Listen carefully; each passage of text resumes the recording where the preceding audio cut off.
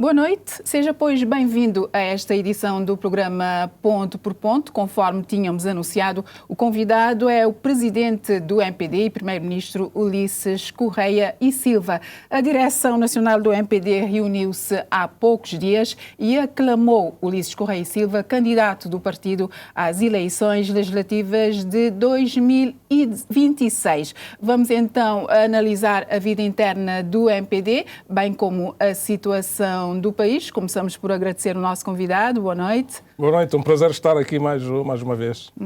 Então, foi recentemente aclamado candidato a primeiro-ministro nas eleições legislativas de 2026, isto num contexto de um certo descontentamento devido aos resultados das eleições autárquicas. Com que estado de espírito vai para a corrida?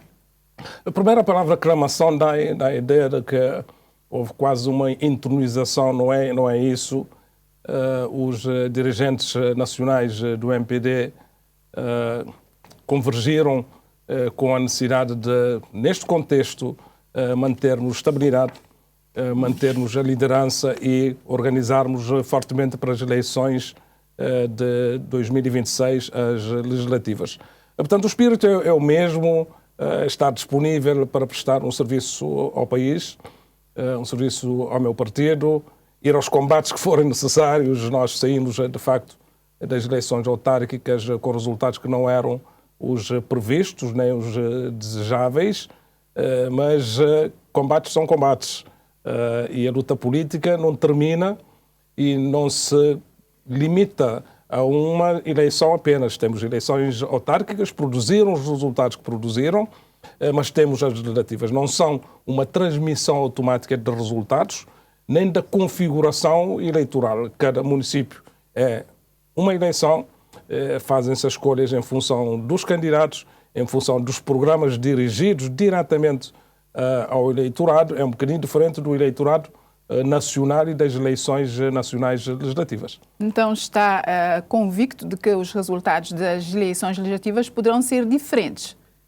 E com convicto. Para melhor, para o partido. Claro, se nós formos ao historial, vamos ver que o PCV, durante 15 anos em que esteve no poder, início de 2001 até 2015, perdeu sempre as eleições autárquicas e ganhou 3 eleições legislativas. Não houve uma transmissão automática.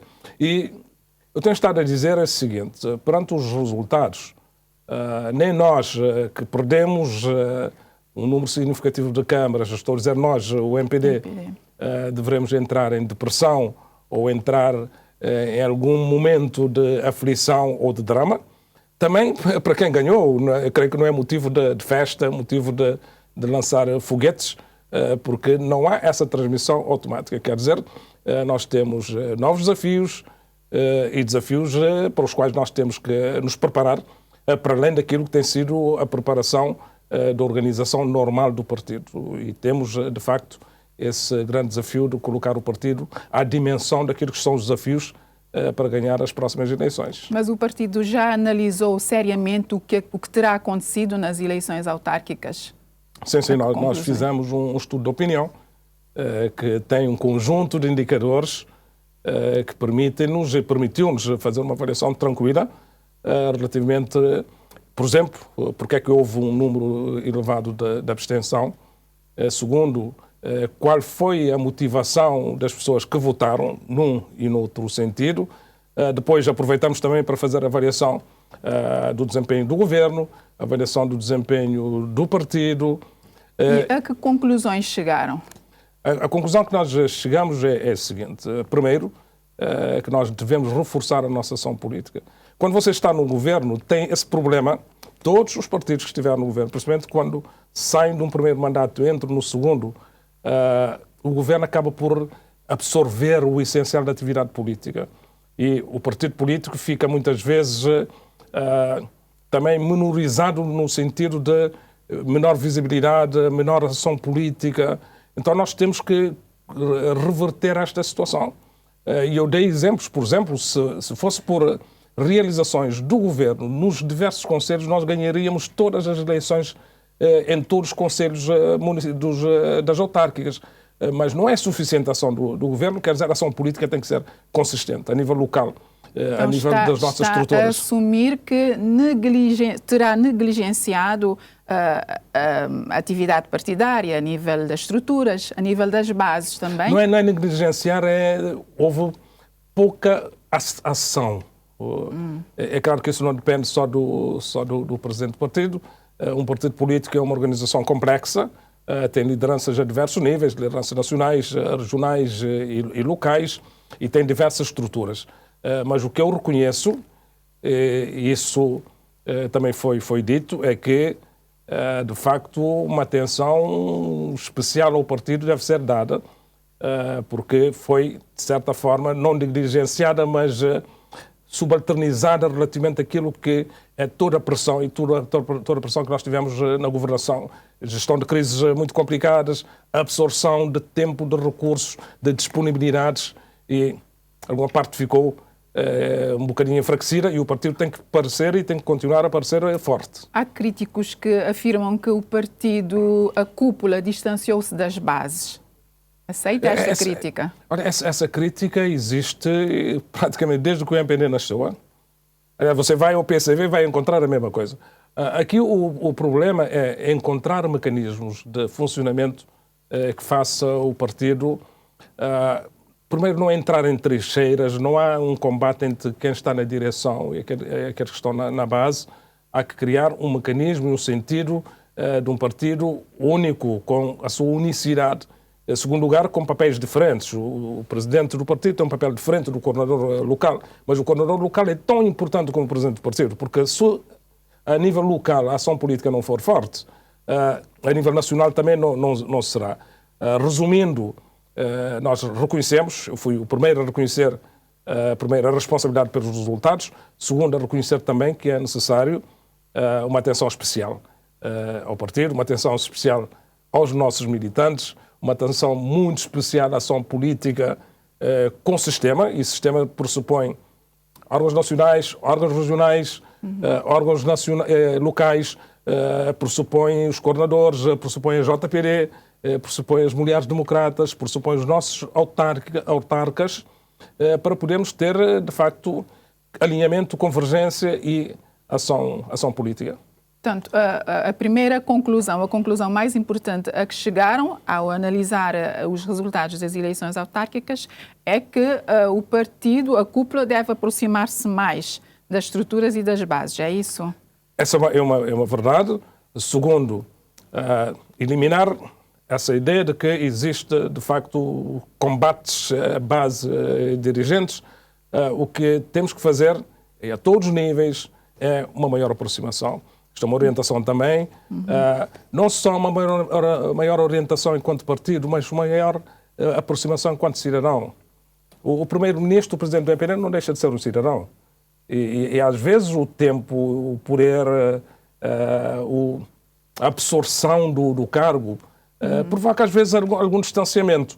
E as pessoas precisam ver o seu primeiro-ministro na rua, ver o seu presidente do partido na rua, ver os ministros, ver os dirigentes. No fundo, esta interação social não é só um problema do partido em si, é a nossa relação também com o resto da sociedade, porque às vezes somos etiquetados como arrogantes, pouco humilhados. Não há da nossa intenção produzir isso ou produzir essa imagem, mas nós entendemos as percepções. Por isso, essa proximidade é importante. Estar nos lugares onde as pessoas estão a falar mais, a interagir mais, criar essa sensação de que, em primeiro lugar, a nossa função é de cidadão. Papéis diferentes, representações diferentes, responsabilidades diferentes, mas não deixamos de ir às compras, ir ao supermercado, mostrar de facto que nós somos um cidadão normal e com vida normal, apenas com responsabilidades diferentes. As opções de governação também terão repercutido nos resultados das eleições autárquicas, porque nota-se um certo descontentamento em relação à gestão do país, nomeadamente na parte económica. Não deixa de ter repercussão. Os dados que nós temos demonstram que não foi o elemento determinante. As sondagens demonstram isso. Mas nós temos que levar em conta que... Então, o que foi determinante, precisamente? O que foi determinante foram um conjunto de fatores que têm a ver com as candidaturas, não só com os candidatos, mas a candidatura quer dizer com toda a ação relativamente a convencer os cidadãos que nós somos a melhor solução, o combate do outro lado do adversário, porque não estamos no terreno sozinho, temos o adversário que utiliza diversos argumentos. Depois a abstenção foi um fator e afetou também o MPD de uma forma importante. Denota-se que houve algum voto de protesto daqueles que estavam descontentes e quiseram mostrar um sinal ao partido. Eu falo disso com toda a abertura porque reconhecendo isto que nós podemos mudar, podemos dar um novo alento a todos e fazer com que a governação seja e continue a ter um papel também importante, principalmente nesta fase do novo combate político, aumentar a eficiência, não esquecer nunca de onde partimos e das dificuldades que tivemos durante todos esses anos. E temos um orçamento para este ano, temos algumas medidas que vamos reforçar, não necessariamente na perspectiva eleitoral, mas na perspectiva de aumentar a capacidade de resposta às necessidades dos cidadãos. Portanto, os cidadãos estão descontentes. Falou no inquérito interno que fizeram, que a parte económica não foi determinante. O certo é que estão descontentes com o desempenho do governo. Por exemplo, 91% não está contente com o desempenho na parte económica, também a parte da saúde, educação. Que medidas concretas o MPD e o primeiro-ministro de Cabo Verde pretendem tomar para reverter este cenário? Eu não diria que há uma ideia de que os cidadãos estão descontentes. Não é isso. Há pronunciamentos que têm a ver com problemas que atingem mais as pessoas. E quando atingem mais as pessoas, essa percepção que toca a sua vida manifesta-se. E manifesta-se às vezes no voto, manifesta-se às vezes... E disse um voto de protesto contra o MPD. Vota-se às vezes, manifesta-se às vezes no protesto, manifesta-se às vezes na omissão. Existe, mas nós não dramatizamos este quadro. Portanto, não é um quadro que você vai ver, as percentagens estão lá, mas não são, diria, 70% ou 80%. Não é isso. Existe. Nós, em termos de medidas, eu posso dizer, por exemplo, um dos setores onde o nível de insatisfação aparece de uma forma permanente, a questão do desemprego. Os dados demonstram que Cabo Verde tem estado a reduzir a taxa de desemprego, mas a percepção das pessoas ainda continua com essa ideia de que há muito desemprego. Então nós estamos a fazer um estudo que é para podermos avaliar exatamente o que é que está por detrás dessa percepção. Segundo, continuar a investir para que tenhamos, de facto, continuação de soluções de emprego, ter em conta que o emprego não é apenas aquele emprego também para o jovem qualificado, na formação profissional. Há muito emprego que é gerado por obras públicas, por infraestruturas que tiveram algum problema de execução depois da Covid.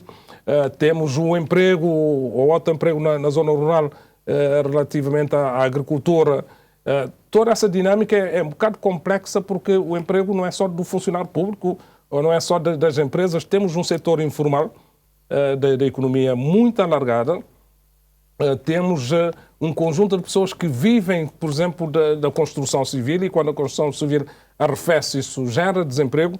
Nós estamos a trabalhar todos esses domínios para podermos dar soluções estruturantes e dar respostas àquilo que é a reivindicação das pessoas. Dou um outro indicador. Apesar de a criminalidade ter reduzido, isso é um facto. Apesar do número de ocorrências, tipo caço-bode, estar a reduzir, há uma percepção de que a insegurança é um problema. Na praia, em São Vicente e creio numa outra ilha como a Boa Vista. Aqui a percepção das pessoas, às vezes, até se alterar com e fazer coincidir com os números, com as evidências, leva o seu tempo. Então nós temos que continuar a fazer esse trabalho, não só de um combate à criminalidade, atuar sobre um dos fatores que aparece também, alcoolismo, droga, como fator relevante da percepção das pessoas, e criar um alento de soluções que possam mudar essa percepção das pessoas. Não é nada que não possa ser alterado, estamos a trabalhar nisso, mas temos o conhecimento da realidade, as medidas que nós vamos implementar, incluindo no setor de saúde, é a mesma coisa, relativamente àquilo que é entrega dos serviços. Depois há o outro lado, que é as percepções também não caem do céu.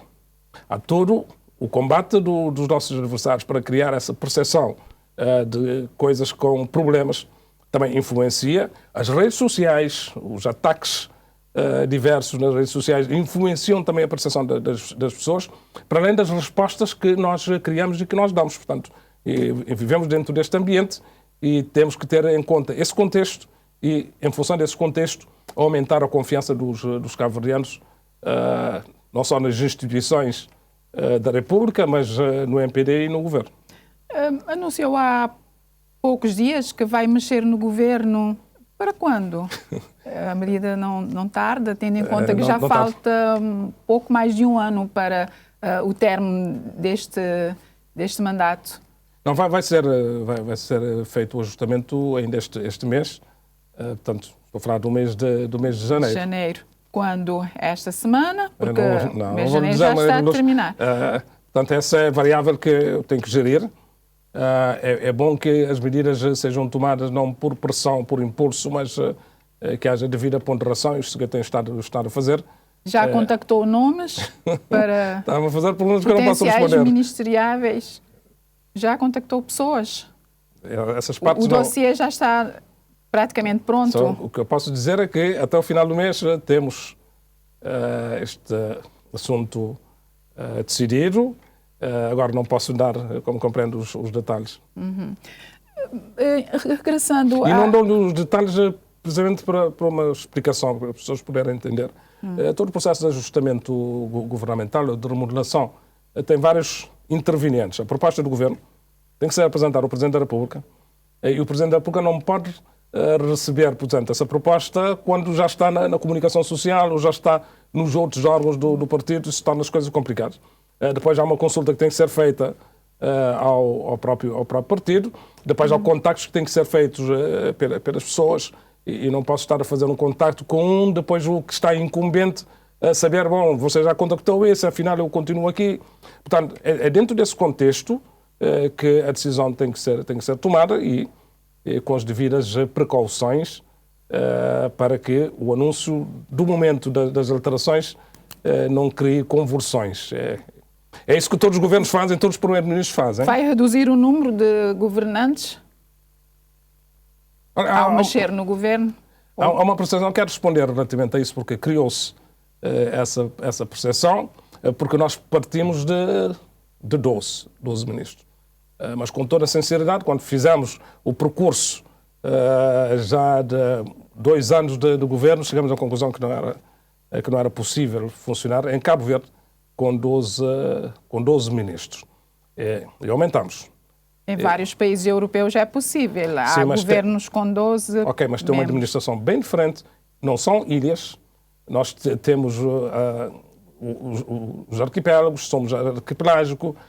Temos uma administração que exige ainda uma ação de liderança política com alguma intensidade. Temos a nossa realidade. Por exemplo, Luxemburgo... Depois de 12 foi para 28. Neste momento, qual é a ideia? Neste momento temos 16 ministros. 16 só. Com a mexida que vai fazer? Não, estou a dizer neste momento. Temos 16 e temos 6 secretários de Estado. 6 secretários de Estado. Portanto, vejam, 23. Acho que são 6 secretários de Estado. Agora, não vou dizer se vai haver diminuição ou não. O fundamental é o seguinte. Também não se pode criar neste país a percepção de que ter mais 1 ou 2 ministérios ou ter 16 ministros, que isso representa um custo, um encargo para a nação, que isto é um problema para o país. O importante na dimensão do governo é a sua funcionalidade, a sua eficiência, a sua eficácia e respostas que dá. Porque quando você vai ver o outro lado, que às vezes há uma percepção que não corresponde à verdade, que as pessoas pensam que quem está no governo, o primeiro-ministro, os ministros ganham dinheiro e têm alguns privilégios, isto não é bem assim. Eu ganho 227 mil escudos por mês, em termos líquidos, incluindo despesa de representação, incluindo a despesa de representação e renda de casa. Isto é o meu salário. Não é? Os salários dos membros do governo estão fixados no mesmo montante desde 1997. O Presidente da República ganha 170 contos por mês. Depois, somando com despesa de representação, com despesa de renda de casa ou de comunicação, pode aumentar e aumenta esse valor. Então, essa é a base. Porque se isto não estiver indexado, essa ideia de que há encargos, que o governo é um custo para o país, que cada ministro é um custo, nós estaríamos a relativizar esta ideia do governo grande, já chamaram governo gordo. Eu sempre contraponho que aqui o importante não é a gordura, é o músculo. Se estamos em condições de dar respostas àquilo que é as necessidades do país. O problema é que parte significativa da população entende que as respostas não satisfazem, mesmo tendo um governo gordo, entre aspas. Uma parte entende isso. Nós chegamos a 2021, por exemplo, ganhamos as eleições com o governo que tínhamos, com essa dimensão que tínhamos. Vamos chegar a 2026, vai haver essa variação. Portanto, não posso partir do pressuposto de que a maior parte dos cidadãos estão com uma ideia negativa relativamente ao governo, porque não são esses os números, essa ideia. O que eu não deixo de reconhecer é que há, de facto, apreciações. E há apreciações não só do eleitorado, há apreciações também do eleitorado do MPD, e que nós não podemos fazer a política de avestruz pensando que isso não existe. Existe, é um desafio para melhorarmos o nosso desempenho, mas nunca indexar, porque acho que nós todos temos que fazer um bocado de pedagogia relativamente a isso. Os governos são necessários, o Parlamento é necessário, os membros do governo não são privilegiados nem pelo salário, nem pelas suas condições de vida. Eu vivo ainda na minha casa, no meu T3, que eu comprei com o meu esforço, com o empréstimo bancário. E é isto. E no dia que sair, não sairei com mais nenhum tostão, talvez saia com prejuízo relativamente àquilo que foi a minha entrada. E muitos membros do governo têm essa situação nas suas vidas. Portanto, isso é muito importante para que o cabo-verdiano perceba que estar no governo não é estar à procura de privilégios, benefícios, nem financeiros, nem de outra natureza, como reputação e outras coisas. Há um serviço duro, diário, que consome, que não diria sacrifício, porque se for sacrifício a gente não entra, mas é mais no sentido de condicionar a sua própria vida pessoal, familiar e todo o esforço que é necessário para manter o essencial da governação. Regressando à vida interna do MPD, algumas vozes pediam que colocasse o lugar de presidente do partido à disposição, tendo em conta os resultados das autárquicas e, contrariamente a isso, foi escolhido, aclamado para candidato às eleições. Tem a dizer? A política, sal e pimenta da política é crítica, são posições diferentes e são legítimas dentro do contexto de funcionamento de qualquer organização, mas não são posições maioritárias, porque senão o entendimento dos dirigentes do MPD seria o contrário. E não estou a falar só dos dirigentes do MPD, mas estou a falar também dos militantes, porque nós fizemos também auscultação em sondagens relativamente aos militantes. Portanto, há quem entenda que devia ser assim, mas a grande maioria entende que não deve ser assim. Por que razão o partido não realizou eleições, não marcou eleições internas já agora para a escolha de um novo, um provável novo candidato? Vou responder a isso. Aqui nessas coisas, assim como em outras matérias, o importante é ter o sentido da tolerância. a quem esteja em minoria, mas não, é quase intolerante relativamente a posições diferentes de outras pessoas. Assim como quem está em maioria não pode ser intolerante relativamente àqueles que têm posição minoritária. E às vezes isso existe, a minoria tentar impor a sua vontade também contra aquilo que é a vontade da maioria dos eleitores. Relativamente à situação de... Como disse, porque o partido não realizou eleições, não marcou eleições internas para a escolha de um provável candidato? Porque nós temos uma convenção que acontece com naturalidade em maio de 2026. O presidente do partido tem um mandato até abril de 2026.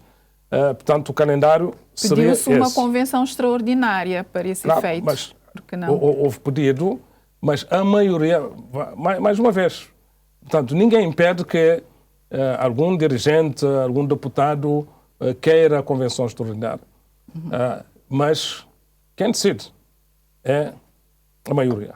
E se a maioria entende que não é conveniente, não é o momento e não há uma justificação imediata para que isso aconteça, quer dizer que a decisão tem que ser tomada nesse sentido. Porque quando diz a maioria, é a direção nacional do MPD? Por unanimidade foi considerado, até porque é a direção nacional que tem competências de marcar a convenção nacional. Né? É o órgão máximo entre as duas, entre a convenção. E a direção nacional, de uma forma unânime, mais os coordenadores que estiveram presentes, os coordenadores das comissões políticas dos 22 conselhos, entenderam que não haveria razão para a convenção extraordinária. Que há outros entendimentos, sim, são legítimos. Agora, mais uma vez, é a questão da tolerância democrática. Não posso querer impor a minha posição à maioria, porque eu entendo que deve haver convenção extraordinária. E é por isso que o sistema democrático existe, que é para fazer o balanceamento e para fazer a arbitragem entre a posição maioritária e a posição minoritária, porque senão estaríamos aqui a subverter as regras do jogo. Isso não deixa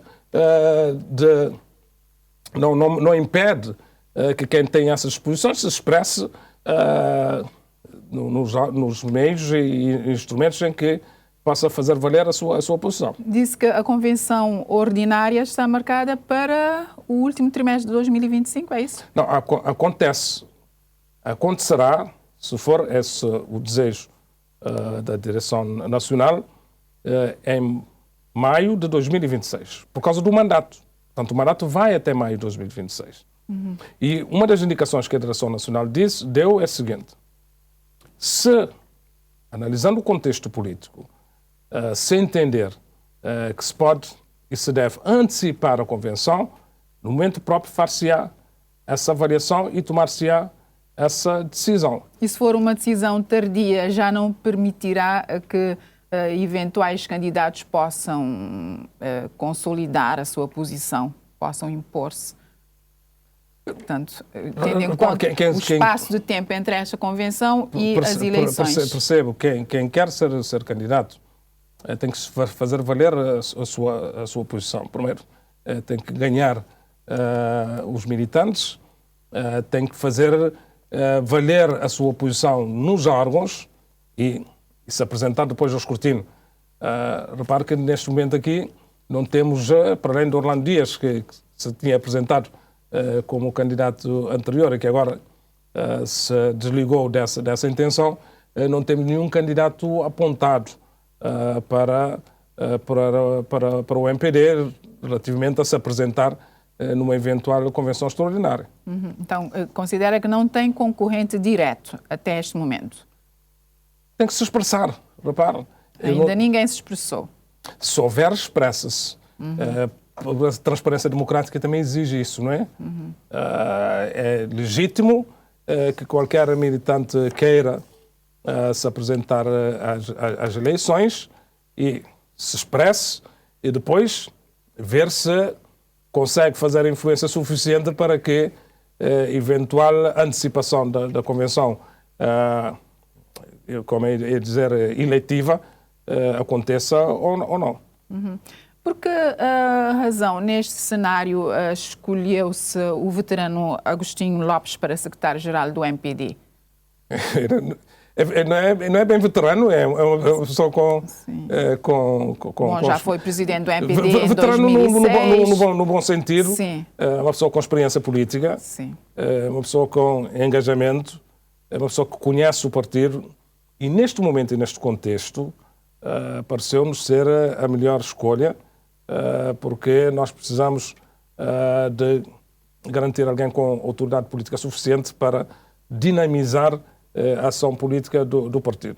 Não fará ele diretamente, mas estabelecerá o elemento de ligação com as estruturas locais, com as estruturas regionais, com as nossas estruturas na diáspora, com a JPD, com os mulheres democratas. Será o grande dinamizador, incentivador para estimular a atividade política. E para isso tem que ter essas relações fáceis, abertas e com reconhecimento da sua autoridade política para uma boa articulação com os coordenadores e fazer o partido funcionar, para além da outra vertente que tem a ver com a parte mais nacional. Portanto, foi devido à sua experiência a escolha?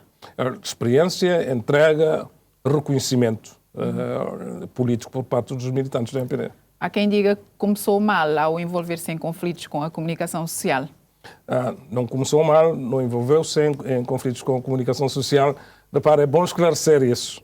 A comunicação social, os jornalistas são importantes para a democracia, mas nenhum órgão do Estado, ou privado, ou particularmente do setor público da comunicação social, está fora do escrutínio, quer político, quer da sociedade. Aquilo que resultou dessa tal polémica que se criou é o seguinte, que o MPD teve o entendimento de que não foram cumpridas as regras da imparcialidade relativamente a um programa em que um dirigente de um partido, por exemplo, o presidente do PCV, não foi chamado logo a seguir alguém para desconstruir o discurso dele em termos de analistas, né? O presidente do CID ninguém foi chamado para no dia seguinte desconstruir a entrevista dele. Foi o presidente do MPD, o primeiro-ministro. No dia seguinte apresenta-se alguém com o perfil que todos conhecem, precisamente para desconstruir. É problema de critério. Se as normas fossem mas essas... há uma entidade reguladora da comunicação social e a queixa devia ser endereçada e não expor publicamente o nome do jornalista, como se fez no comunicado público. Sim, mas como é que se faz a queixa sem referir? Tem que se referir ao programa e tem que se referir a quem... Sim, mas houve uma exposição pública, um comunicado que todos tiveram acesso. Sim, mas esse comunicado era para dar cobertura à queixa que seria introduzir. E claro que não se podia fazer uma queixa genérica sobre um programa genérico, porque esse programa é muito específico e o jornalista é muito específico. Há uma diferença entre aquilo que o MPD fez, e fez bem, porque é institucional. Não utilizamos e não podíamos utilizar nenhum outro instrumento para fazer valer a nossa posição, a entidade reguladora. Agora, aquilo que depois as redes sociais se manifestam. Mas o comunicado esteve nas redes sociais para todo mundo ver e há quem tenha interpretado como uma tentativa de intimidação. Não é nada disso. Repare, eu não posso introduzir uma queixa depois colocá-lo debaixo da gaveta ou dentro da gaveta para ninguém saber que o processo foi desportado. Portanto, é normal e é legítimo, e outros partidos políticos já o fizeram em vários momentos, e outros órgãos de soberania também já o fizeram e tornaram público a sua posição. Portanto, são regras transparentes. Uma coisa diferente é todo este processo agora que as redes sociais criam e despoletam, ir desde encontro às situações que têm a ver com a própria pessoa, com a sua reputação. Nós não estamos aí. Nós não entramos na avaliação e fazer juízo de valor e fazer julgamentos pessoais na praça pública relativamente ao jornalista. O MPD não o fez. Se nas redes sociais há quem faça esse entendimento, é coisa que a gente não tem controle e está aí e atinge o primeiro-ministro, atinge várias outras entidades também que são muito expostas relativamente a isso e vêm de todos os lados. Utilizamos a via institucional e nós somos governo. Repare, é bom que a democracia cabo-verdiana fique descansada que quando há algum problema de contenda com o órgão de comunicação social, particularmente o público, que tem responsabilidades em garantir imparcialidade, objetividade, rigor na informação, que utiliza os mecanismos institucionais. Não avançamos para nenhuma censura, não avançamos para nenhuma pressão para acabar com o programa, como já houve no passado. Não avançamos para uma solução para dizer tirem o jornalista. Trouxemos a queixa. Naturalmente, a agência reguladora vai dar a sua posição e a posição que a agência reguladora der respeita-se. Portanto, é tão simples como isso. Mas houve uma exposição pública do jornalista, sim. Sim, mas essa exposição, repare, não se podia evitar que quer o comunicado, quer a queixa introduzida, dissesse que o programa é o Café da Manhã e que o jornalista é a pessoa que esteve a envolver, o Carlos Santos. Portanto, é impossível fazer a queixa sem indicar exatamente quais são os elementos em causa e qual é o contexto e o que é que se produziu. Não há nenhuma intenção de atingir a pessoa, é uma coisa bem diferente. E fazer isso com toda a abertura e toda a tolerância. Repare, você não pode ter num país democrático também um órgão de comunicação social ou jornalistas que possam pensar que não estão sujeitos a esse tal escrutínio. Portanto, a entidade reguladora independente tomará a sua posição e o jornalista, claro que também fará a leitura daquilo que foi a sua atuação e a MPD também fará a sua leitura. Então, esta não será a linha de atuação do MPD até as eleições, de tentar intimidar a comunicação social? Não será a linha, nunca foi a linha nem a nossa intenção. Não intimidar, assim também como não aceitamos que sejamos sujeitos a situações de imparcialidade, a situações de parcialidade, aliás, bem corrigido, a situações de falta de isenção, a situações de privilegiar uns num determinado contexto e prejudicar outros. Eu dou um exemplo muito concreto. Já houve outros dirigentes que foram, e presidentes do partido que foram para o mesmo programa e foram tratados de forma diferente. Então nós perguntamos porquê, se é essa a regra, e porquê é que essa regra vai começar agora exatamente com o presidente do MPD e o primeiro-ministro. É tão simples como isso. E vamos dirimir nas instâncias próprias esse processo e vamos continuar a fazer um bom debate.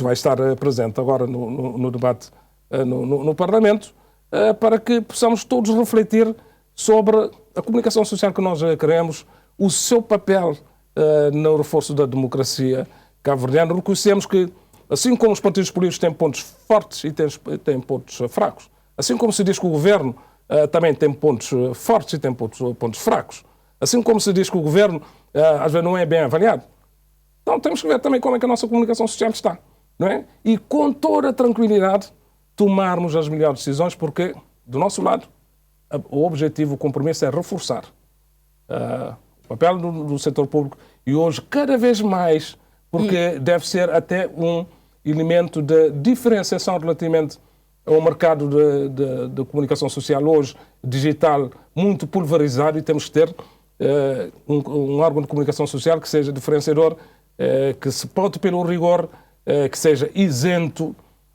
na sua ação e consiga transmitir confiança para todos. Comunga da opinião do líder da bancada parlamentar do MPD de que o PAIGC-CV devia pedir desculpas aos cabo-verdianos pelos 15 anos de partido único, que vigorou de 75 a 90? Já dei resposta relativamente a isso. Repare, uma coisa é a independência, nós todos valorizamos. Há muita gente que está no MPD que foi combatente da liberdade da pátria. Muita gente que participou nesse processo da independência. Outra coisa é o regime partido único. O regime partido único teve 15 anos, é um regime autocrático, assim como todos os regimes de partido único, por natureza, são autocráticos. Ali nós não temos o mesmo entendimento de valorização positiva de regimes de partido único. Portanto, aí é que está a nossa diferença. Uma coisa é a independência, outra coisa é o governo, o regime político que foi instituído depois da independência. E é legítimo que o MPD não tenha a mesma leitura daqueles que dizem que o regime partido único até foi democrático. Há hoje gente que faz esse discurso. Porque não há uma contradição de fundo entre o regime partido único e a democracia e a própria noção de liberdade. Posto isto, nós temos que fazer com que a nossa história seja devidamente conhecida nos seus pontos bons, nos seus pontos maus, nos seus momentos todos, desde a colonização, 500 anos, a independência, os 15 anos de Partido Único, os 34 anos que nós já temos agora da democracia e liberdade, e sabemos conviver com esses momentos sem estar a impor ideologias de um em relação ao outro. O discurso do líder da bancada parlamentar do MPD, Celso Ribeiro, foi oportuno neste momento em que se fala de união à volta dos interesses da nação, em que se fala de consensos, que os consensos são necessários neste momento. Foi oportuno? Os consensos fazem-se com reconhecimento também das realidades. Repare, mais uma vez, nós estaremos todos em tranquilidade com a nossa consciência se reconhecemos todos esses momentos. Não transformar alguns desses momentos em lavagem daquilo que produziu. Portanto, o regime partido único não é bom em nenhuma parte do mundo. Não foi bom em Cabo Verde. Não trouxe a democracia. Se houver esse entendimento, estaremos tranquilos. Independência, regime partido único, liberdade, democracia e a vida que nós temos hoje. Portanto, tudo o resultado da entrega de cabo-verdianos, gerações, esforços que foram feitos. Isso é que precisa ser feito e os 50 anos da independência pode e deve ajudar, de facto, a fazer esta leitura, sem prejuízo das pessoas poderem fazer as suas interpretações. No seu entender, qual é a data maior de Cabo Verde? 5 de julho ou 13 de janeiro? A data maior é a independência de Cabo Verde. Isso, acho que ninguém contesta. A independência é soberania. Depois da independência, houve Partido Único, fiquemos claros relativamente a isso. A democracia e a liberdade, um grande momento dos cabo-verdianos, que nos colocou com aquilo que sempre almejamos, desde aqueles que lutaram também pela independência, ter um dia a liberdade, ter um Estado de Direito democrático. Não estou a dizer todos os que lutaram para a independência. Uma parte que lutou para a independência tinha essa percepção. E temos que o valorizar. E não tem que ser numa hierarquia. São momentos diferentes, são acontecimentos diferentes. Há uma prevalência relativamente àquilo que, de facto, nos tornou soberanos. E depois disso, nós tivemos a democracia, a liberdade, o Estado de Direito Democrático, que temos todos que proteger e aprimorar. Em relação ao estado da democracia cabo-verdiana, muito sucintamente, o que precisa melhorar neste momento? Primeiro, ter em conta que a democracia é uma construção de mulheres e homens e instituições. Está sujeita a ataques, está sujeita a contextos externos, isso está a acontecer em várias partes do mundo. A primeira coisa que nós temos que fazer para melhorarmos é termos a consciência de que as democracias são frágeis e que nós todos temos a responsabilidade. Eu estou a falar de todos os atores políticos, partidos políticos, instituições, Parlamento, Governo, Presidência da República, os cidadãos, relativamente à proteção. E a proteção significa que nós temos que ter espaços para discutirmos a nossa democracia. Por isso é que eu vou propor no debate que haja uma institucionalização anual de debate parlamentar sobre o estado da nossa democracia e fazer esse debate de uma forma tranquila. Porque o que acontece hoje, amanhã pode estar numa situação diferente. Temos essa deriva para o populismo, esta investida dos fake news, das redes sociais, da inteligência artificial, este descrédito nas instituições, que é uma coisa hoje que está generalizada a nível mundial. Então é bom que anualmente possamos analisar e avaliar o nosso estado da democracia, no sentido de não fazer esses tais debates que é só para contenda, mas tirar o sumo daquilo que será a nossa responsabilidade para melhorar não só o compromisso entre os atores políticos, parlamentares, melhorar o nosso sistema de justiça, melhorar a nossa comunicação social, empoderar os cidadãos para a participação política, a responsabilização cidadã também com a democracia. O nível de participação cívica satisfaz em Cabo Verde? Eu digo que não. Não é só a participação a nível das eleições, ir às eleições ou não participar nas eleições. Temos muito trabalho a fazer em termos de a consciência cívica para a democracia. Temos muito trabalho a fazer para tornar as pessoas menos dependentes, menos vulneráveis a fenómenos que acontecem muitas vezes nas eleições, a coisa da mercantilização do voto. Temos muita educação a fazer desde as escolas relativamente à importância e à responsabilidade de um cidadão que não só exige direitos, mas tem obrigações a diversos níveis.